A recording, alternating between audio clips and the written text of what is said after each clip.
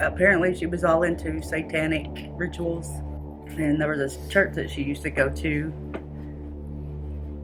and where they performed all these satanic rituals, and supposedly that she took her child on and laid it on the kitchen table with a cutting board, and she chopped its head off with knives, butcher knives and paring knives. Yeah, she took the body and she hung the body up on the neighbor's antenna pole. She had built a cross, pre-made the cross, and put it up on the antenna pole. And then she knocked on the elderly lady's house that was living next door and said, "See my baby? This is my baby. This is what I did to my baby." Called the cops, and the lady was picked up, and she had her baby's head in the car wrapped in a towel.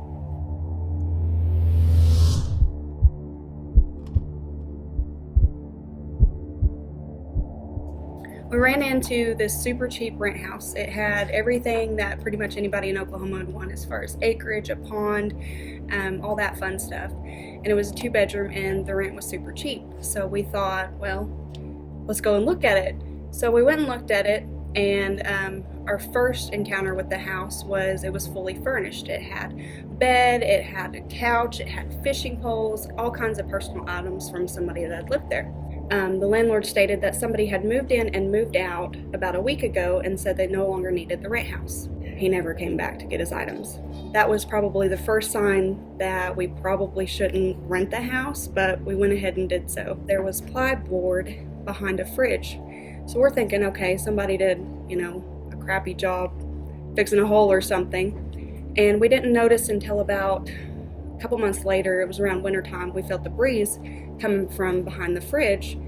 And there again, it was a boarded up bedroom with a bed and all kinds of paperwork, and just like somebody hurried up and boarded the walls or the bedroom shut.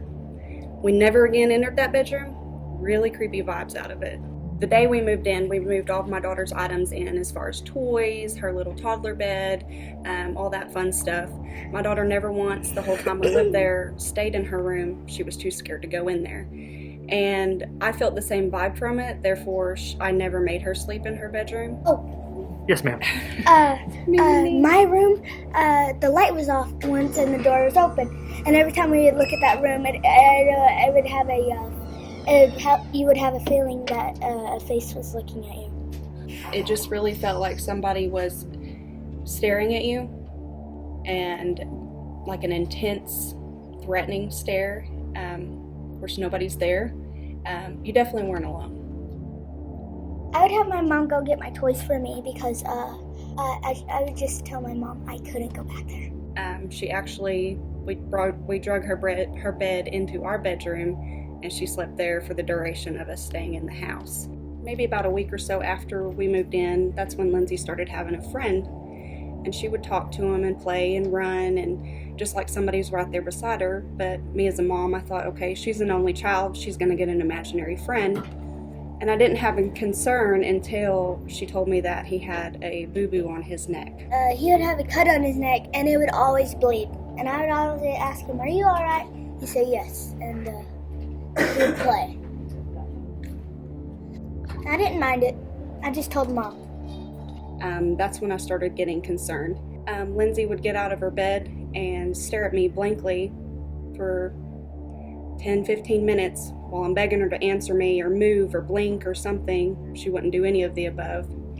There were several nights where I would hold her and just wait for her to close her eyes and fall back asleep. That was pretty scary. But it wasn't until after she made that friend that stuff started happening.